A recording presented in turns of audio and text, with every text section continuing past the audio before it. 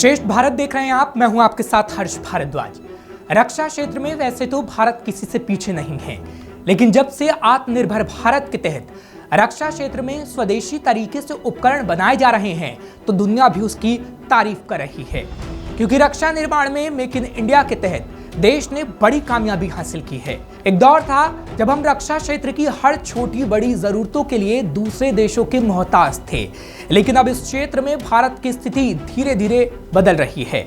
ऐसा हम क्यों कह रहे हैं वो भी आपको बता देते हैं, क्योंकि DRDO यानी defence research and development organisation की ओर से विकसित P7 हैवी ड्रॉप सिस्टम को तैयार किया गया है, जिसकी मदद से अब युद्ध के मैदान में 7 टन तक वजनी साजो सामान को पैराशूट के जरिए आसानी से पहुंचाया जा सकता है, जिसकी तस्वीर भी आज सामने आ गई है।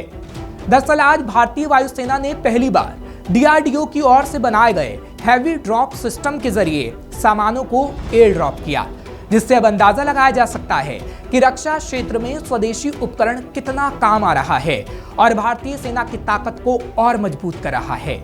क्योंकि भारत जैसे जैसे रक्षा क्षेत्र में मजबूत हो रहा है, वैसे वैसे भारत रक्षा क्षेत्र के लिए जरूरी सामानों के आयातों को कम कर रहा है।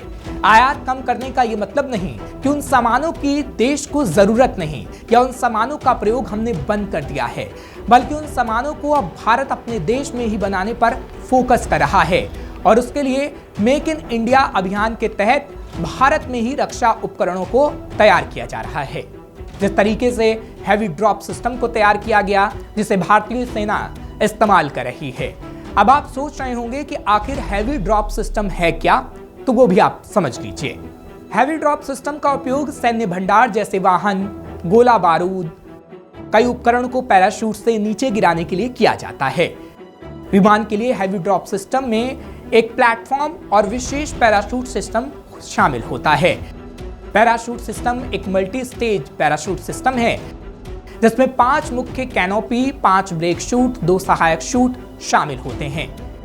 इसका प्लेटफॉर्म एल्यूमिनियम और स्टील के मिश्रण से बना हुआ होता है। इस सिस्टम को 100% स्वदेशी संसाधनों के साथ विकसित किया गया है, जिसे परीक्षण के बाद सेना में शामिल किया गया। दरअसल इस पैराशूट पर तेल और पानी का कोई असर नहीं होता और इसे लंबे समय तक इस्तेमाल भी किया जा सकता है। DRDO काफी लंबे समय से सिस्टम को बनाने की तैयारी कर रहा था और लगभग पिछले 5 सालों से हैवी ड्रॉप सिस्टम का परीक्षण किया जा रहा था, लेकिन जब परीक्षण सफल हुआ तो सेना में इसे शामिल कर लिया गया और अब इसके जरिए सेना ने साजो सामान एक से दूसरी जगह पहुंचाना शुरू कर दिया है। वैसे तो देश की आजादी के बाद भारत को रक्षा क्षेत्र में कई चुनौतियों का सामना करना पड़ा। देश में स्वदेशी तरीके से रक्षा उपकरण नहीं बनाए जाते थे। सैन्य उपकरणों के लिए दूसरे देशों पर ही भारत को ज्यादा निर्भर रहना पड़ता था, लेकिन अब ऐसा नहीं है, क्योंकि 1958 में रक्षा अनुसंधान और विकास संगठन यानी DRDO के बाद धीरे धीरे सैन्य उपकरण देश में ही बनाए जाने लगे, जिसमें भारत को कामयाबी मिली और अब इन उपकरणों का सेना इस्तेमाल कर रही है। इसी वजह से तो भारत के पास दुनिया की 4थी सबसे ताकतवर सेना है। भारत के पास हजारों की संख्या में टैंक हैं, तो सैकड़ों की संख्या में लड़ाकू विमान। भारत तोपखाना और मिसाइलों के मामले में भी सबसे आगे है और तेजी से आगे बढ़ रहा है। और अब जब रक्षा क्षेत्र में स्वदेशी उपकरणों का इस्तेमाल किया जा रहा है, तो आप समझ जाइए कि भारत आगे आने वाले समय में रक्षा क्षेत्र में नंबर 1 पर होगा। ऐसी और खबरों के लिए आप देखते रहिए श्रेष्ठ भारत।